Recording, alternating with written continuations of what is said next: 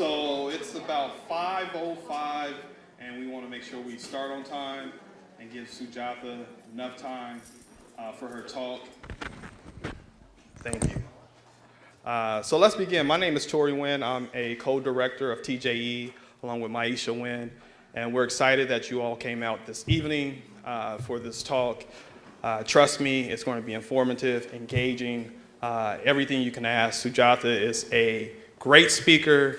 The stories that she has to share with you all, the knowledge, the experience, it's just unbelievable. But I just want to thank everyone for coming out. When I look across the room, I see some familiar faces. I have a student from my undergrad class who came out. See David, who's a local journalist in town. I see practitioners, I see scholars and educators. This is the goal of TJE, is to have a room filled with individuals who are seeking to address social inequities in education. So this is our mission statement. So there's 3 areas that TJE is focusing on: transformative and restorative justice. The second is teacher education, and the third is humanizing approaches in education. Our whole goal is to interrupt racial inequities in education. TJE, Model for Transforming Education. At the end of the day, it's about quality, engaging, accessible learning opportunities for historically marginalized students of color. The way we're going to get at that is by building collaborations with educators, scholars, activists, parents, students. We can't forget students, right? Coming into a room like this, engaging and utilizing theory and practice, right? We can't forget about theory and practice. Sometimes as practitioners, we forget the importance of theory and practice.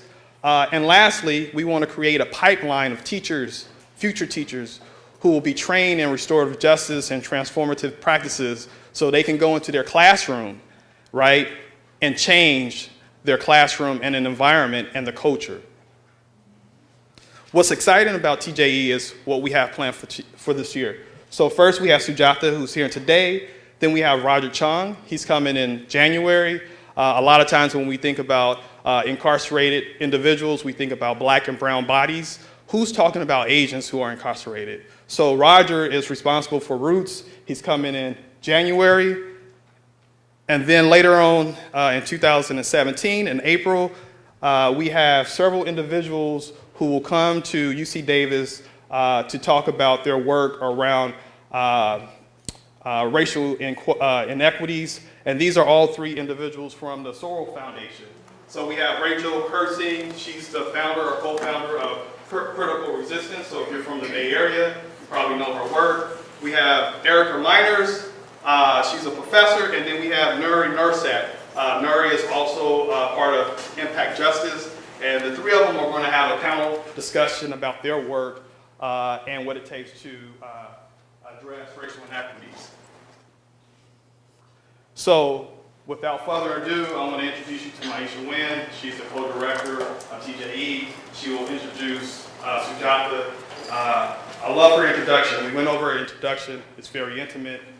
It's moving. But the best part is when Sujatha's going to talk. And so we want to make sure she has a complete hour to give her talk. That's my cue to be short.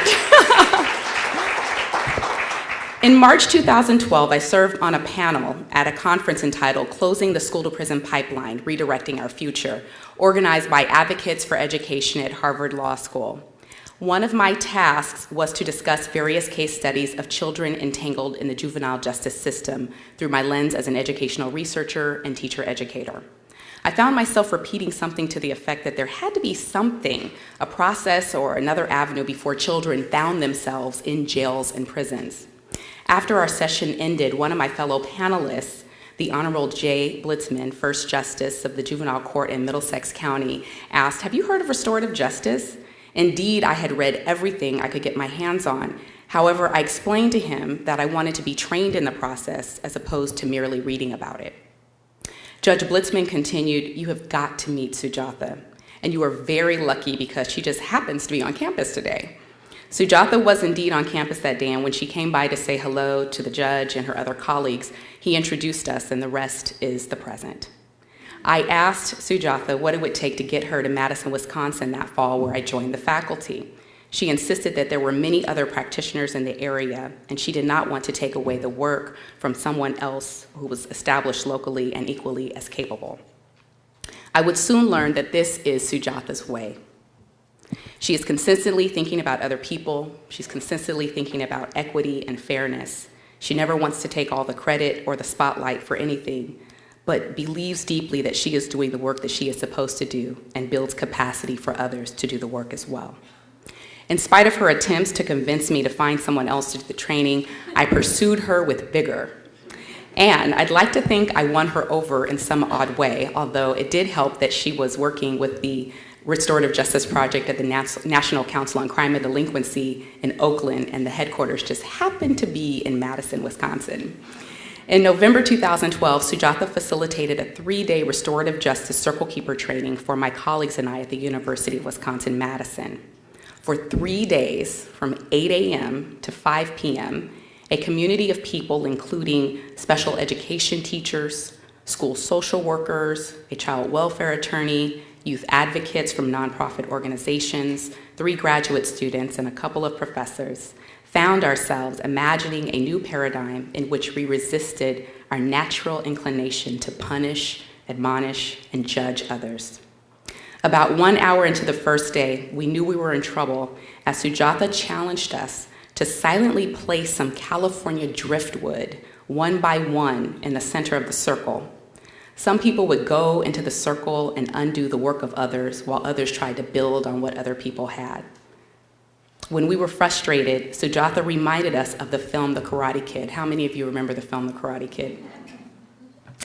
In the film, Mr. Miyagi agrees to train Daniel in martial arts. However, when Daniel arrives at Mr. Miyagi's home, he asks him to engage in seemingly meaningless tasks, including cleaning a bunch of vintage cars.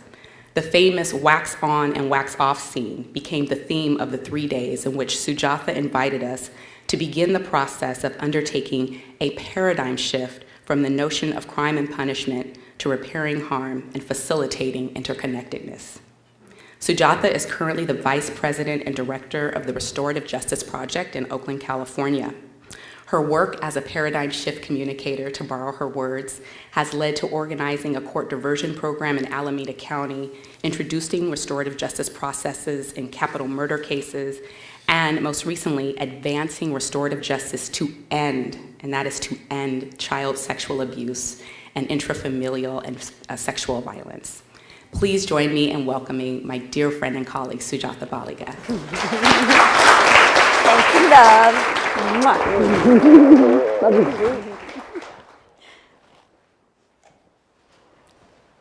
Hi, folks. Oh, what a lovely crowd. Yay. Give me just 1 second to pull up my thingy here. Here we go. I apologize to folks who find Prezi a little motion sickness inducing. I've learned what you do with Prezi is you put the stuff close together and then you're not moving as far between things. So I apologize to those of you who really like that sort of roller coaster feeling, but I try to minimize it. So it's great to be here. I love Davis. I love this community. I love this town. I've spoken here a couple times, and every time I come here, the first time I came here, I had to speak when I had neurovirus. And so every time I come, though, the experience is so lovely that I feel like that's undoing those like original memories of not being well speaking here. So I titled this talk. I was sitting up one night with my husband. I was like, what should I call this? What should I call this? I'm talking about something a little different. I've been talking with Maisha about like what is it that I want to be sharing in relationship to this, and I couldn't nail it, and it was really late on a Saturday night sitting up with my partner, and we came up with this Happy Grown-Ups Trickle Down as a title. And then like after I submitted it, and I know the stuff had gone to press, I was like, I don't even believe in trickle-down economics. Like, how did I come up with this? Title is so silly, but what I realized that I do believe in is trickle-down behavior, right? And sort of behavior as contagion, I think maybe is a better description.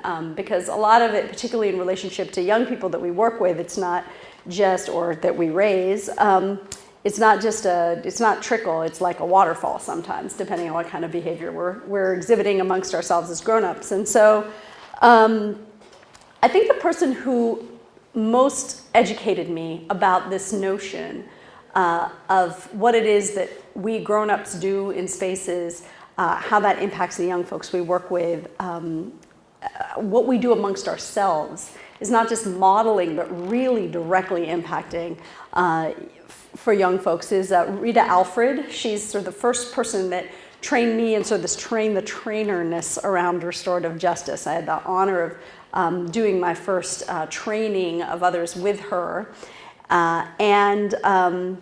Rita's wisdom, so there's a place in Oakland, California, where there was a middle school. It no longer exists. It's called Cole Middle School. And Cole Middle School at the time had the highest expulsion rate, second highest suspension rate. It was a 98% African American school. There was just a lot of fighting every day and a lot of difficulty in this school. And in the first year, Rita Alfred was the dean of Cole Middle School at the time. And she had gone to restorative justice training, I believe, with Kay Pranis, and she caught fire about it and decided to bring it back to her school. And what she decided to do for the first year was actually had nothing to do with young people. She spent the entire first year teaching the grown-ups how to be in circle with each other. And so by the time they took it to the young people, it was just this automatic sort of ease with which the young people sort of had sort of, you can't call it through osmosis because it was much more direct than that, fell into restorative practice, restorative justice in a way that just came so naturally.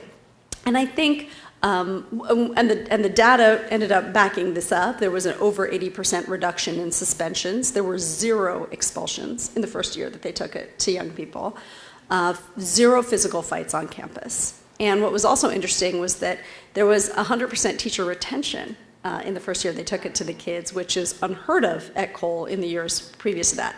Sadly, Cole then also shut down shortly thereafter because of No Child Left Behind. And so just as they were starting to see test scores rising and school climate, obviously, it was not just, it was a seismic shift in school culture there and climate. And we don't get to see what that trajectory was. But what we do know is from a lot of the teachers at the time who were at that school is that they took it elsewhere, and they have stories to tell about how improved their teaching, their classroom management that they don't even think of in that term anymore, right, has changed because of the experiences that they had there. So I come to restorative justice, and Maisha's right, I do have this like, no, somebody else should do that talk, and you should bring like school expert people to talk about that, because my primary work is actually in the world of juvenile justice and criminal justice, criminal legal system reform, and using restorative justice to end sort of our practice, our punitive practices, whether it be punitive confinement or punitive exclusion of young people or grown-ups from spaces.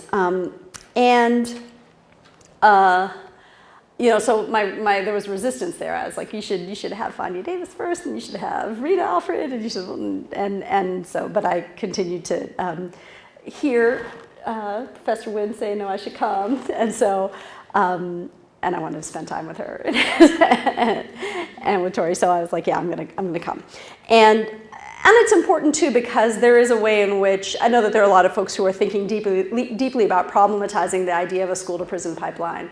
And at the same time, I get to see it all the time, and particularly my area of work. So when we think about restorative justice, which I'll get to defining and explaining a little bit more deeply, but in the school's context, folks look, there's this triangle that you may see a lot, and I'm seeing some nodding heads, where when we're talking about the kinds of applications in the school context, the vast majority of it, let's say the base of that triangle, is primarily about building community. It's about using circle process, about building relationships in community, classroom community, school community. And when we're spending the majority of our restorative justice time on that piece, it should minimize the sort of next slice of that triangle, which is conflict transformation, right? And then the itty-bitty tippy-top part of that triangle, the littlest, teeniest piece, is when really serious harms and crimes have actually gone down. And that's where, you think about like the big 5 crimes that would get you expelled under California Ed Code requirements. So that's where I come into the picture, where we're looking at what do we do when kids commit really serious crimes on school campuses that require both their expulsion and is going to involve juvenile justice contact, and particularly in the context of sexual harm, could then end up putting them on the sex offender registry for life, which we do here in California. And so, so that's sort of my little niche area of expertise, and while it is extremely small compared to what y'all need to be thinking about in terms of restorative justice in schools, which is that bottom part, really making that as big as possible so that these 2 top parts get smaller and smaller and disappear, right, in our dream world. And I'm always trying to work myself out of a job. I was a death penalty lawyer, and I was like, I'm going to come up with that constitutional argument that puts me out of a job. I'm going to end the death penalty, right? And before that, when I was working as a victim advocate, I had the same desire. I was like, we're going to end domestic violence, we're going to end child sexual abuse. And what I learned was that victim advocacy wasn't going to be the way there. And now I have some hopes that restorative justice will be the way there. So there are some foundations out there and others who say we're going to end child sexual abuse in this generation, 1 generation, or in 5 generations. And I don't necessarily expect to see it in my lifetime, but I really feel that if we start building the kinds of circles that we need to build, that we could be heading there in the next few lifetimes. So, so what is restorative justice? I apologize to those of you who are nodding already and already know a lot about RJ, but I assume there are a few folks in the room who have not done a lot of thinking on restorative justice, and so I'm going to sort of start with a little bit of a restorative justice 101.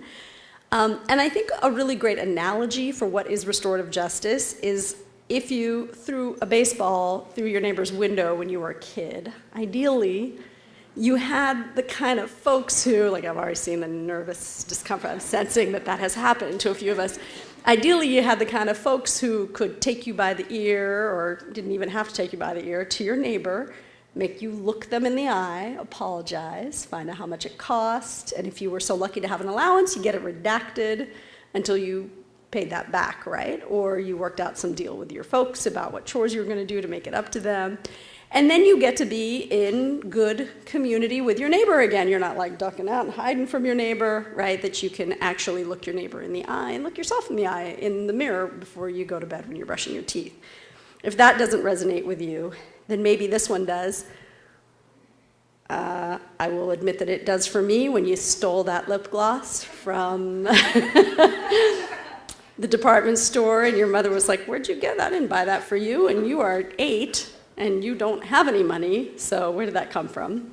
And I saw you looking at that in the J.C. Penney's. I'm totally dating myself, because there were J.C. Penney stores back then.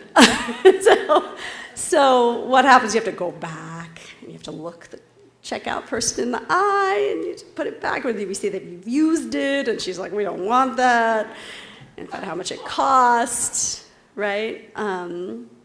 And then work it out with my mother about what it would mean for me to make it right by my family. We try to make it right by the store, and now we're going to make it right by my family, right? It's interesting when I hear today when parents are like, oh, my daughter stole something. Should I go back to the store? And I'm like, don't, actually, anymore.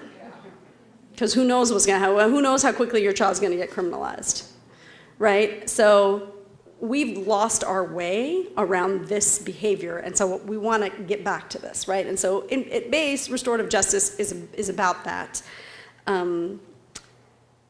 So another way to think about this paradigm shift, as Professor Nguyen said, what is the paradigm shift that we're calling people to? And I love this. It's a paraphrase from Albert Einstein, and he says, if you want to solve a problem, we can't continue to think the same way we were thinking when we created it. And so we did create it, whether or not we are folks who build school discipline processes, or on the criminal legal side, whether or not it was, mass incarceration, racialized mass incarceration today. We have created this ourselves. And so what was the flawed way we were thinking when we created it? And so when I meet with prosecutors in particular, and I say, so you get a file on your desk.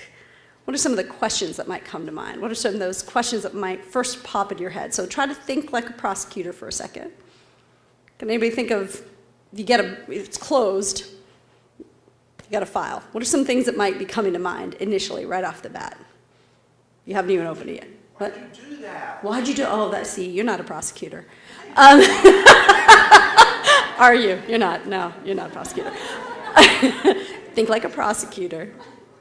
What are some questions that might come to mind? Who are the victims? Who are the victims? You're still not a prosecutor, though. How do I close this case as soon as possible? That is an interesting question. Any other questions come to mind? Yeah, I could see that. How do we get this thing processed?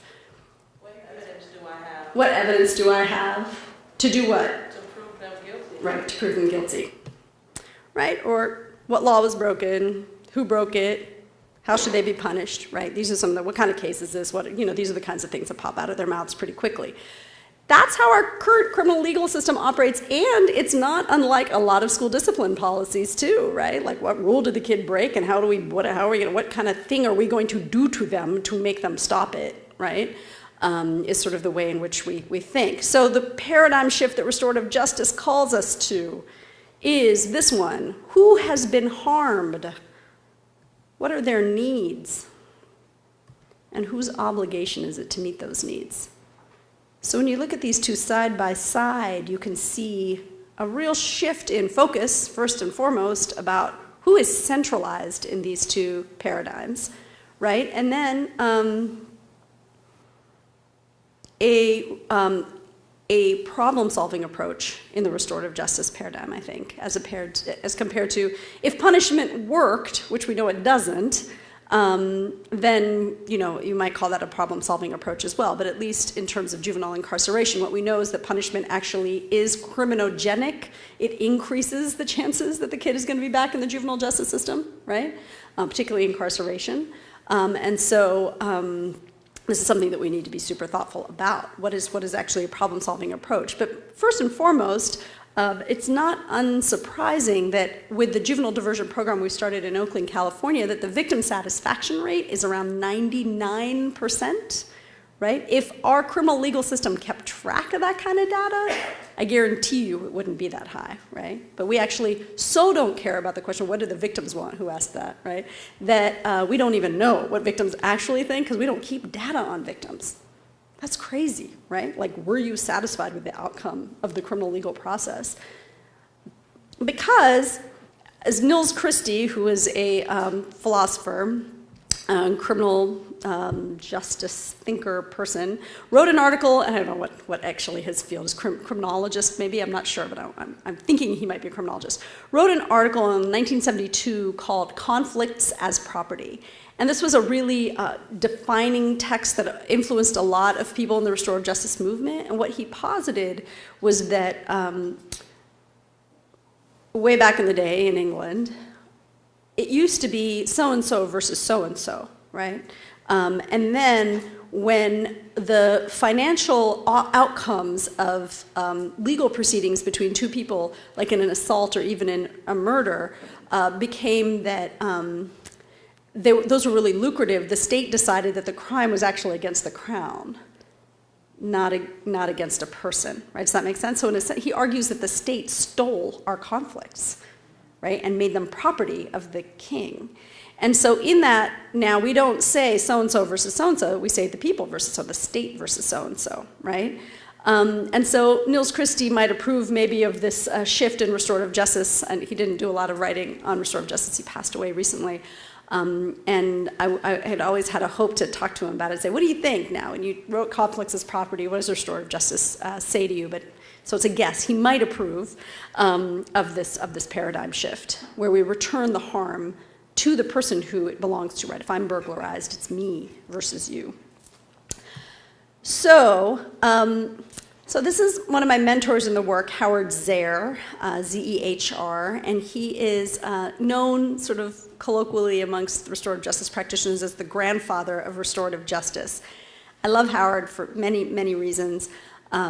He is definitely a firebrand, a very curious person on a number of levels, very curious person that teaches at Eastern Mennonite University and grew up in Goshen, Indiana, in a Mennonite community, very close community. And in the early 1960s, when he was in college, he was really waking up to the nature of violence against African Americans in this country, and said, I'm not getting the right picture here in my world. I need to transfer to Morehouse. And he did. And so he's the first white Morehouse man. He graduated from Morehouse in like 64 or something, like right in the middle of it.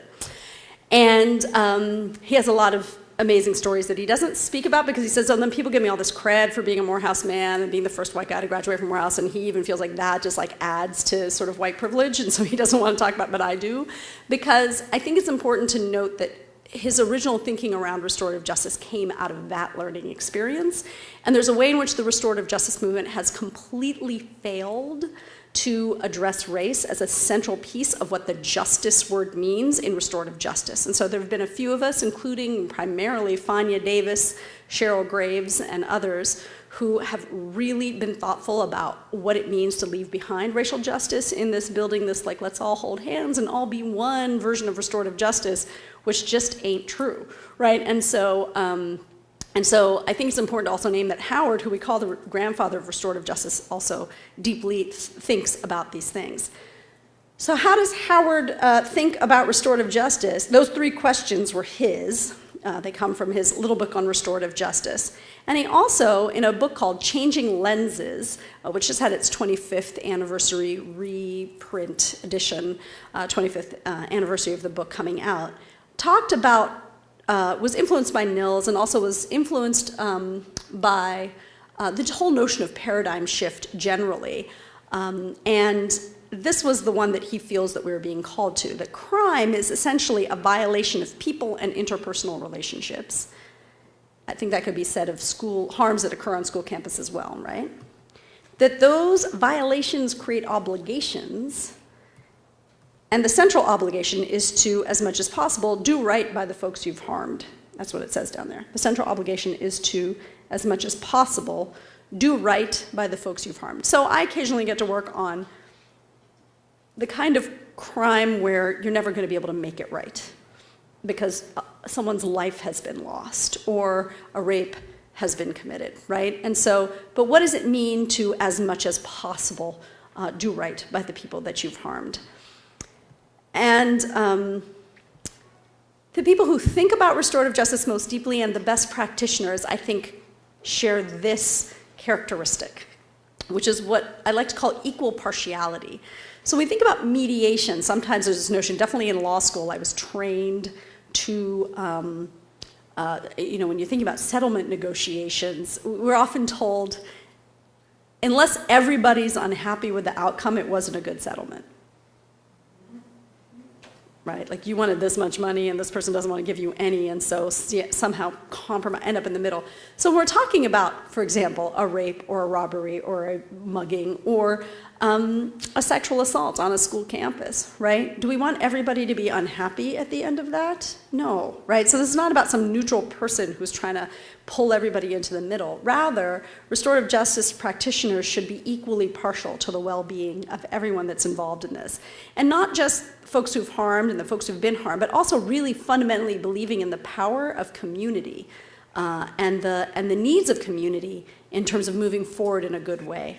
Which is another way that I love restorative justice being sort of defined. This is a phrase that another mentor in my work, the former Chief Justice of the Navajo Nation, Justice Robert Yazzie, talks about. Like, what is a restorative outcome? And he says, it's when we move forward in a good way.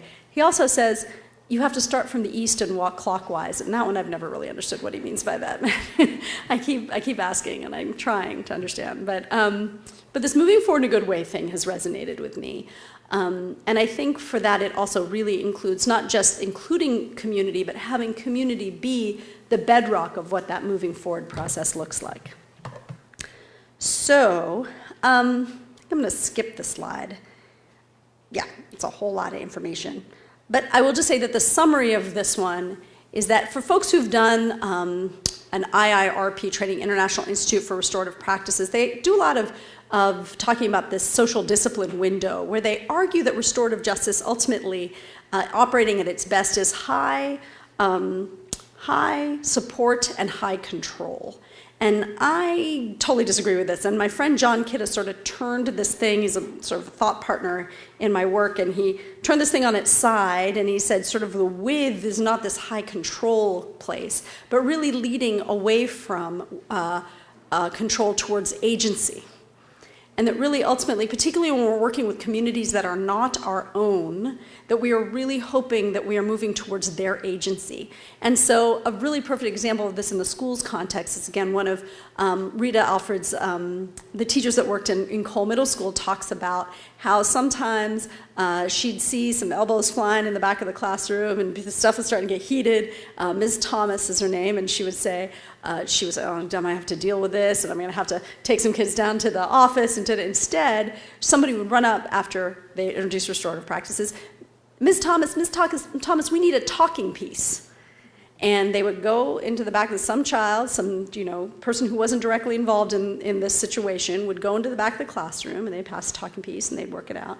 And they would come back to their seats, and she would never even find out what the underlying issue was about, right? And so when people ask the question, well, didn't you need to know? And what did you need to know what's going on with those kids? And she was like, no, they got this, right? They need to learn how to work this stuff out themselves. And I didn't have to interrupt my class to take anyone down to we didn't have things come to fisticuffs. None of that happened, right? And so that, to me, that kind of agency, particularly amongst young people, learning what it is to resolve conflict themselves or transform conflict into something even better, is important.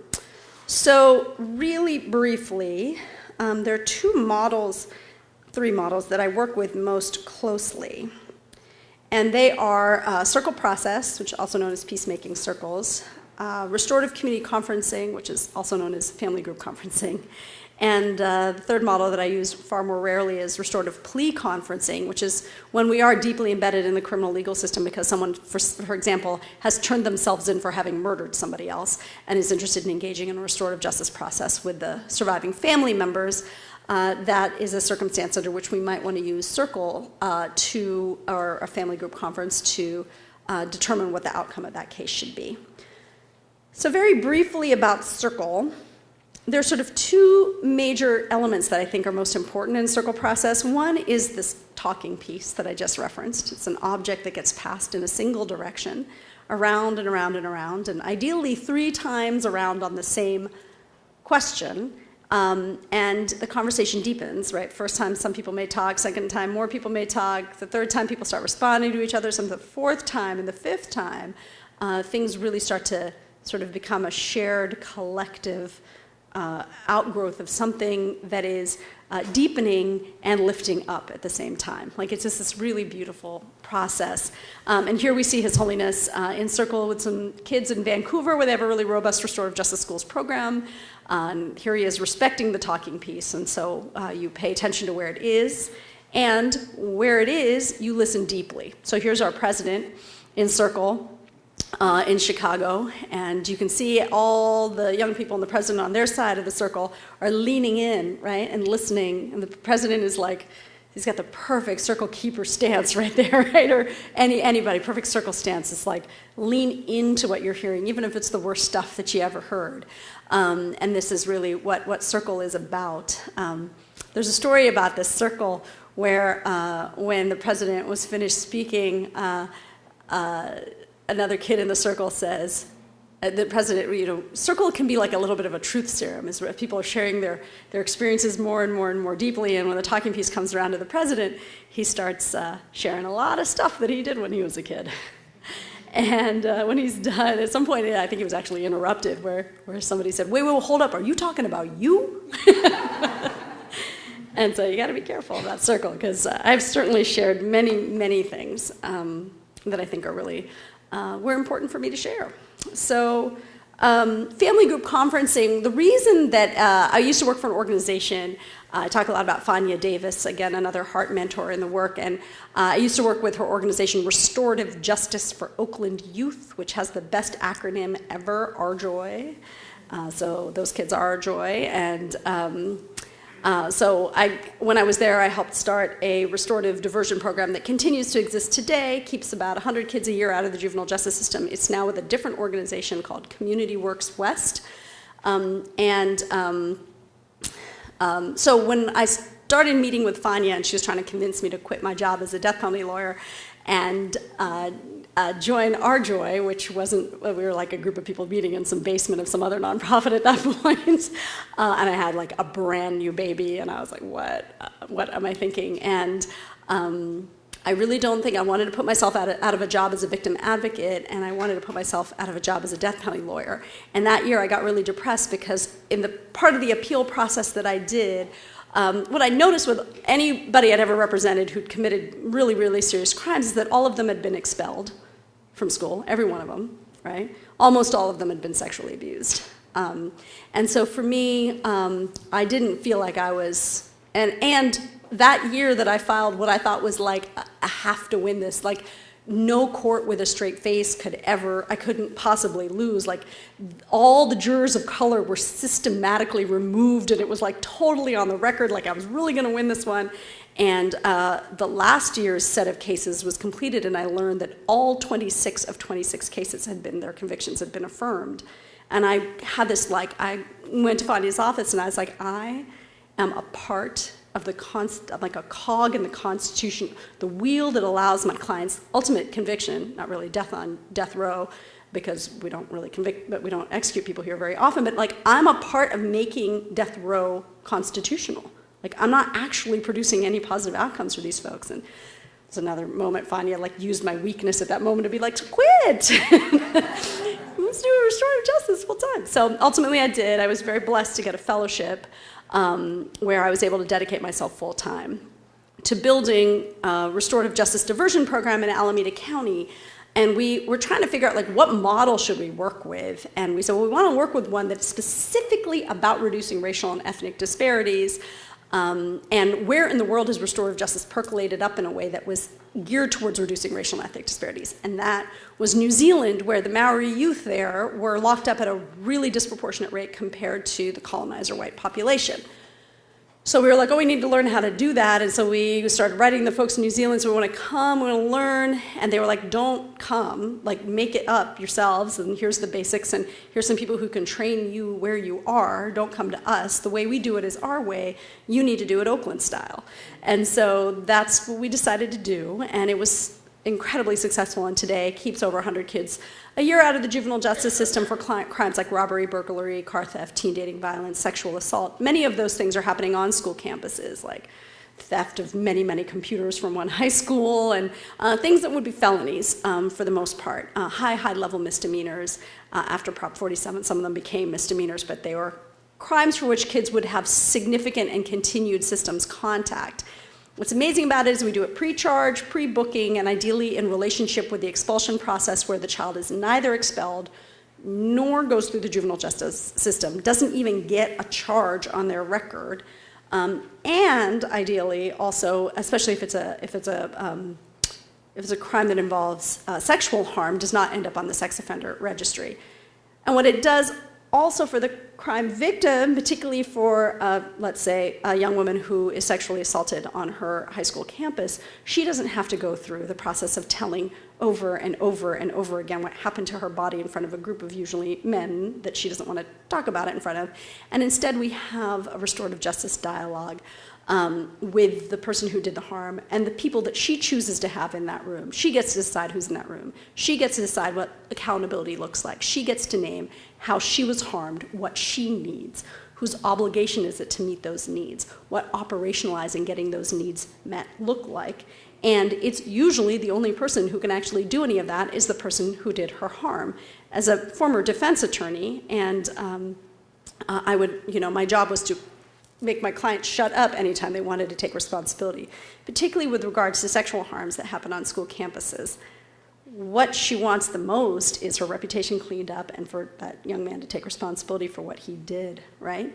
And so we disincentivize truth-telling in all of our discipline processes. And so what we really want to do is build within our young people the capacity to tell the truth. So So let's say one more. You know what? I'm going to skip these, although that's a very sweet story. This was the outcome of one of our restorative justice processes. Was this young person ended up having to paint a Tinkerbell. It sort of illustrates that it's not always what you think it's going to be, what crime victims want, and this is what redemption can look like sometimes. Yeah, I think what I will do is, let's see, moving right along. I'm going to talk about this really, really briefly. So what really brings me to this work is I myself am a survivor of child sexual abuse. I grew up in rural Pennsylvania, and I was the only young person of color in my school. And I was being sexually abused in my home by my father. And I spent a bit of time, I wouldn't say I was running away, because I think my parents always knew where I was going, but then I would be gone for much longer than was expected, and I would refuse to come back. I think running away makes it sound like you're like missing, so I have to be careful about how I use that language. But one time I had a teacher, I think it was in 10th grade, take me in for many weeks, and I really resisted going home. She was my drama teacher, and she finally had to sort of take me home. My parents were like, you got to bring her home. And so the first time I was actually, and people say, when's the first time you were in circle? And I have to actually say it was this time. She brought us home. She brought me home. And I was sitting with my parents and my mother and my father and my teacher. And she said, now we're going to take turns speaking in turn, and nobody's going to interrupt. We're just going to go around, and everybody's going to answer this question. Why do you think Sujatha is running away? And she starts with my mom, my Amma. She's talking, Amma's talking and talking and talking about all the things that are wrong with me and how impossible I have been to raise. Since something happened, like right around she was 6 or 7, like her sister is perfect, and this one, we don't know what to do with her. Like she's always been just a disaster. And she was great, and then I don't know what happened, right? And so then it's my turn to talk next, and I'm sitting directly across from my father. And I was like, what was the question? She says, why do you think Sujatha is running away? And I said to my father, I don't know, Anu, why do you think I'm running away? And I saw terror on his face. And he never touched me again. So I think what was interesting about that experience was that there are ways in which restorative processes can bring about a positive outcome even when we don't know what's going on, right? A couple years later, my father passed away actually the next year. And then so I was 16, he passed away, and I went and I told my teacher, hey, I just want to let you know it was really meaningful to me that you would let me come stay with you because I was suicidal, and I was, you kind of saved my life, and the reason I was running away was that my father was sexually abusing me. She's like, I thought so, but I think that, and this was even before like mandated reporting, et cetera, I did not want my father incarcerated. I did not want my mother potentially deported. I did not want to be taken away and put with that one family who was getting all the kids in CPS that was sending over there, who was a pastor, who then we found out was sexually abusing all the girls that he was taking in. So I don't want to have anything to do. I knew about all that. That next year when I got my driver's license, I used to drive girls across the state border to get abortions because, and they were all getting impregnated by this pastor. Right? And so I knew what was up, and I didn't want to have anything to do with any of that. And the teacher knew that too, right? And so she felt hamstrung about, she was like kind of liberal, and she was like, you guys are experiencing enough racism, we didn't want to add to that. So it's complicated stuff. But for me, I think why I come to this work today is because I went to law school from background in victim advocacy because I wanted to be a prosecutor. Still kind of funny, because I thought I could just lock up all the bad guys and that would somehow fix it. And I had a turn of events when I was 24. I was living in India, and I had this ridiculous, amazing opportunity to have a private audience with the Dalai Lama when I was 24 years old. And he helped me work towards forgiving my father. And at the same time, I was also learning that our criminal legal system interventions and all things punitive generally didn't do anything good. And so, for example, in America, we know at least 1 in 4 girls and 1 in 6 boys, although we think more boys, are sexually abused. Of those, depending on the jurisdiction, we got 10 to 18% of them even making it onto the radar of our systems at all, right? And of those, this is actually inaccurate, it shouldn't say 6 go to trial, it says 6 are prosecuted. Only 6 of 100 are prosecuted. And of those, only 3 are convicted. And by convicted, we don't even mean like get busted for what they actually did, right? That's usually a plea deal, almost always a plea deal down from what happens. And if we actually even win and get everything that we wanted to get against the person who did the harm, it doesn't cause recidivism rates to go down. Like, it doesn't actually end child sexual harm. It's even more exacerbated in the domestic violence context, right? Where people stay in community and in contact with the folks who have done them great harm. And we have to find a way out of this. And so for me, restorative justice was that way. We're starting to explore it now. And so my work is moving, while we're still doing all the juvenile justice stuff and the, that expulsion juvenile justice stuff, we really want to also start to explore this, because this is where the requests are really coming from about what are we going to do about these crimes and harms. So I don't want to end on that sad, sad note. No, I'm going to go past that too. Really briefly, I want to talk about the necessity to be really active in thinking about reducing racial and ethnic disparities in implementing restorative processes, whether they are in your schools or juvenile justice processes. What we know is that discretion equals discrimination. Whoever the actor is who decides who gets and who doesn't get restorative justice, that is going to play, even if the person is African American. If you have a lot of discretion as a decider, you are going to end up playing things out in racist ways. That is just what's what, right? And so a really important thing to do is then to make a blanket rule. All first and second time robberies that are unarmed are going directly to restorative justice. Then you don't have to worry whether or not you're just going to pick the white kids, right? And so we want to have this fluid way of handling things, right? It's like all break-ins on school campuses that, don't involve weapons, if that's the way you want to start, right? Then you're not going to end up just giving that option to white kids, because that is what happens when you start diversion programs. Second, so I have here which crimes land kids in the hall. Here you can say which actions end up getting kids expelled or suspended, and where do those kids come from? So notice where your disparities are coming from. Is there like a zip code or a part of town or whatever where your kids of color are being suspended or expelled more? And then build a restorative justice alternative for that specific behavior, right? That is another way to make sure that you are attending to the kids of color who are getting in trouble or having certain difficulties in bumping up with the system. And then finally, in the criminal legal context, I think this is critical, but I think it's really, really important in the schools context too. So does anyone know what your Miranda warnings are? People nodding, right? You have the right to remain silent. Anything you say can and will be held against you in a court of law, will be used against you in a court of law, right? So we have what we call the reverse Miranda, which is I get it in writing from the district attorney in any jurisdiction we work in that nothing you say can be used against you in a court of law. Let me tell you what children will tell you when you tell them that. Pretty much everything. And everybody's like, no, kids are always going to try to cover it up. When I sit down with a young person and I say, or I show them that I love them unconditionally, right? And then I also tell them that there is literally nothing you can tell me right now that I will go tell the district attorney.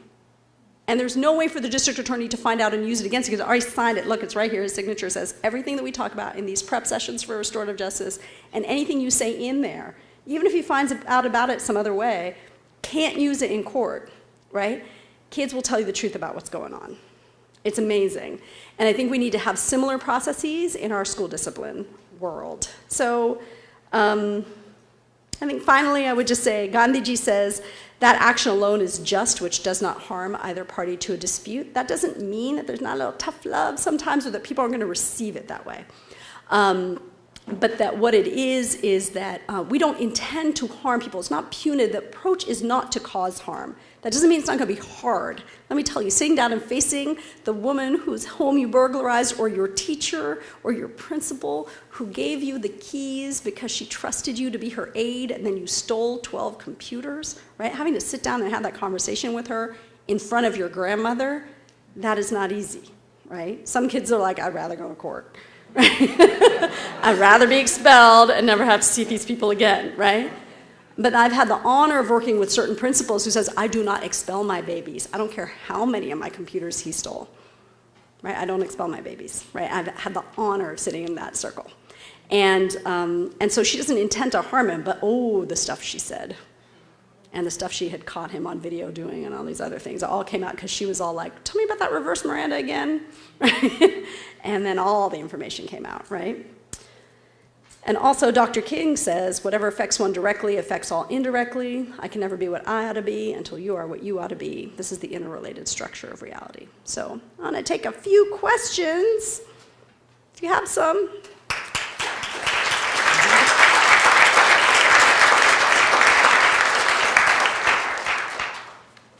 Questions, comments, reflections?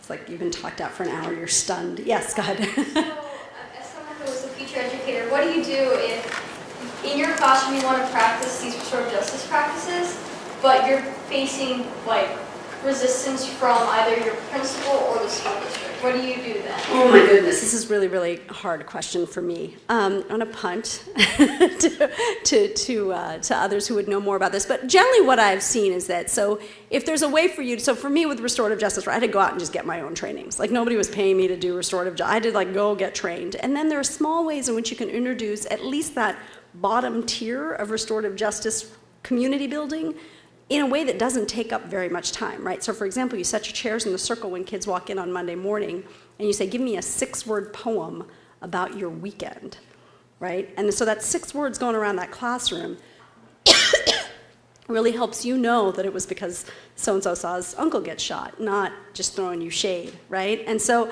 this is little ways that you can introduce restorativeness into your space, even if it's just the community building piece. Again, that's the most important part. So even if like the administrators aren't going to stop suspending and expelling kids, you can be moving towards ways of being that reduce the possibilities of the suspendable and expellable behaviors, right? Does that make sense? By just giving young people a chance to tell you how they're doing. Even just your weather forecast today, you know? Sunny, but there's a chance of showers, right? Like now you know where this young person is. And to give every young person a chance to tell you how they are, that alone is a pretty radical restorative act. Yeah. Mm-hmm. Other questions? Yeah. So how does it work, like, if the victim isn't interested in, like, you know, like, nothing he says can make this better, you know what I mean? Like, how does that work, like, if it's only on one side? So one of the things I think is really important is not to ever pressure victims into being in the circle, and to really start with the how are you harmed and what do you need, and if you don't ever hear anything that opens the door to there being a direct dialogue, to not try to drive victims in that direction. Right? And so to my mind, sometimes restorative justice operates in sort of a parallel justice kind of way, where maybe the young person who's done the harm might be meeting with a surrogate that the crime victim chooses. Like, I want my mother to go in there and talk to him, but I don't want to have anything to do with it, right? And sometimes it might be like a totally different surrogate that does that. But in an ideal world, we continue to work with both sides to create a safe enough space in which the crime victim actually would want to. And I've worked with lots of victims who, leading up to the day of the conference, are like, I'm not coming, I'm not coming, I'm not coming. And in the end, they're like, I'm coming. But they said, but I'm not speaking. And then within 30 seconds, they're like, why'd you go that? Right? And so that's really about building safety. And never, ever, ever, like, I do not have an agenda for any crime victim to ever choose to be in dialogue. Yeah. Can you talk a little bit about work that's, as you see, I mean, I'm going to use this word and it may not be the right choice, but that's like prevention towards criminal justice system versus work you do once kids are already in the justice system, and anything that can be done sort of when they're already in prison? Like, is this practices? So restorative processes can happen just as community building, talking circles, teaching circles, like the way in which we build community, building shared values in which you choose collectively to operate within in a classroom context. Like, that's an ideal use of circle processes, and one of the first things we teach in a 3-day circle training is how to create shared values as a group that then you choose to operate by. And so when young people are opting in that way, then it's not you giving them the rules and here's the red light and the yellow light and the green light kind of behaviors, but they've opted into a set of shared values, and building consensus around those, they feel like they own what good behavior in that classroom looks like, right? And then they can kind of socially police each other instead of you being the heavy all the time, right? So that's one piece. you can have restorative processes all the way through prison and beyond, right? Like, so we have reentry circles, and we have, I train sometimes the Restorative Justice Roundtable inside San Quentin, and sometimes it's not like bringing two people together in the wake of a harm, but really just having circle process in prison where we're training folks to be comfortable in circle.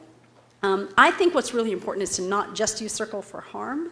I was training at Rise in Richmond recently, and people were talking about how every time a young person is murdered, right, it's like some people, if the room is set up in circle when the kids come in to that center, they say, oh, who died, right? Versus what about, like, who got their GED? Or who, like, what did, so we did circle for my 40th birthday, right? And my girlfriends tortured me for hours with that, right? But it was beautiful too, right? And people got to speak really deeply. So you can do circle for anything. So it's like really trying to build that muscle for being in circle, and to not have circle be this thing you're always afraid to be in. But it's good to do. We have my staff meetings in circle. We have shared values as an organization and as the Restorative Justice Project, separate set of values. So what does it mean to live into those through the practice of passing that talking piece? And yeah. Time for one more, maybe? Have you explored any alternative media for young people to communicate about what's going on, like through visuals or writing, either accompanying, speaking, or in lieu of? Not just young people, right? With grown-ups too in particular. I think glitter is really, really important. Glitter. I just use like glue and glitter and all this stuff. Like having art and music and sound be a part of everything that we do is really, really critical in all restorative processes. And food. Oh, I forgot to mention food. You need to have food, and you need to have some art stuff, and you have some music, and you need some drumming, you need all that. As much as possible, as much as there's time for it. I find that, like, particularly, I do a circle with South Asian survivors of child sexual abuse, and we spend a good time drawing, right? And then we come back together. Maybe we'll share the next round is like, maybe we just hold up the picture, right? And say, what does a safe space look like for you? Or what is it, right? And then we just hold it up. Or maybe you don't ever had a safe space. What can you imagine a safe space might look like, right? Or things like that. Or people want to offer a poem, or people want to offer. So we do definitely a lot of mixing up. Sitting in circle can sometimes be too much for young people, and just the talking and the talking and talking. So you want to definitely have movement and icebreakers, and also sometimes more limited. Like I was in a circle recently where our Joy Youth were the keepers, and we were with the juvenile justice systems partners from Nashville had come to visit, and they asked everyone to tell the round was a 6-word poem about your race. And this is what the young people asked. And the white prosecutor is saying, we've always had a leg up. And the African-American judge says, blacker the berry, sweeter the juice. Right? And so there's these ways that the kids they fell in love with these folks, right? And it was really beautiful, and just the kinds of things that can come when you mix it up and you make it more playful, particularly with young folks. It's helped me learn how to play again. It's been really good for me. Did you have some? Yeah. Can you just talk a little bit about the work of being a paradigm shift communicator and what it's going to take in this particular political and social climate to really get to this place of the paradigm shift, especially in the cases that we're just seeing and waking up to every day where the harm is being perpetuated by the state. Mm-hmm. People who have so much more power than us everyday citizens. How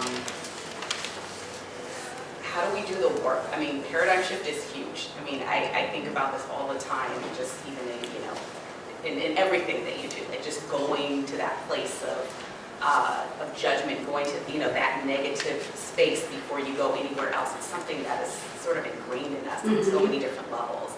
And especially in the training of teachers, I'm trying to support these teachers in just starting from a different place when they're approaching our children, but everything else around us doesn't do that.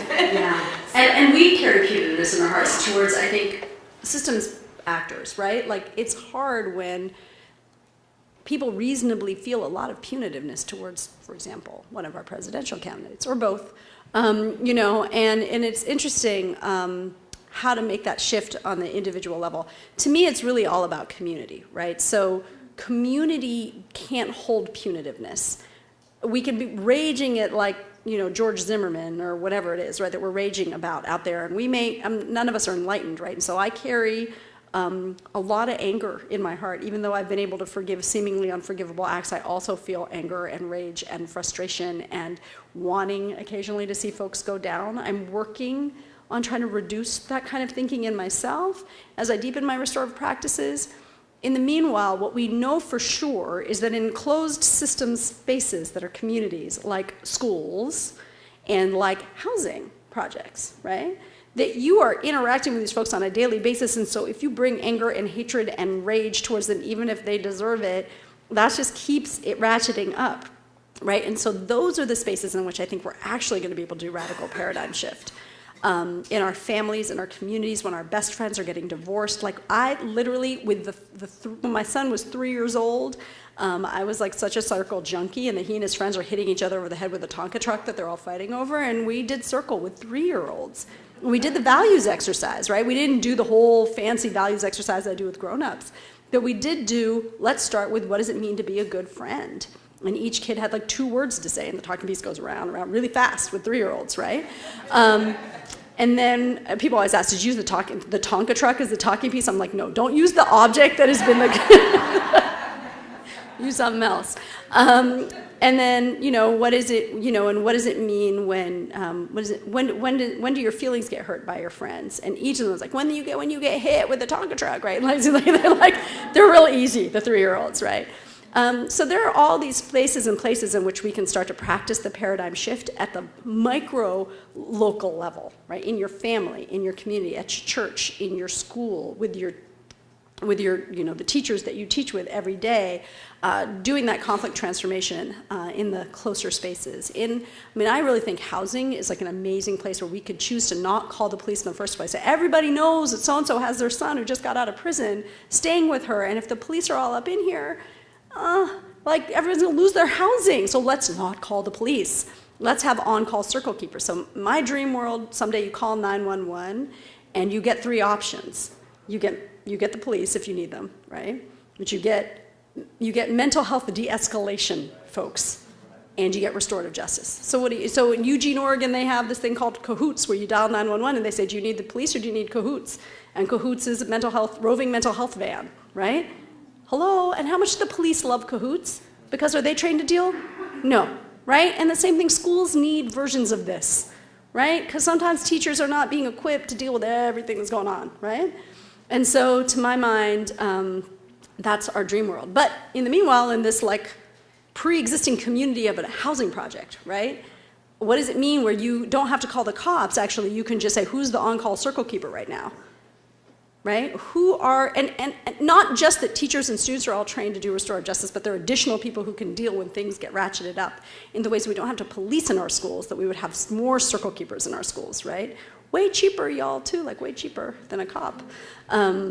So that's maybe one thought. But the paradigm shift communication always has to come from our own lived experience too, right? So when people ask, how are you such a great paradigm shift communicator? Because I've worked really hard at forgiving seemingly unforgiving. And restorative justice and forgiveness don't always go together, but I've definitely tried to work on reducing my own punitiveness and trying to find other ways to engage with the harms that I experience and the harms that I cause, right? And really being willing to sit in circle when people call me out, call me in, right, on the stuff that I do, then if I'm willing to also take responsibility and to hear other people out and to engage with them with our shared values and our as coworkers, as friends. So that's, I think, really we have to walk the talk. It's the ripples, and we need systemic structural change. But so a couple years ago, Nuri, who you guys are going to be hearing from in a few months in the spring, sat in circle for 3 days with 25 Oakland police officers,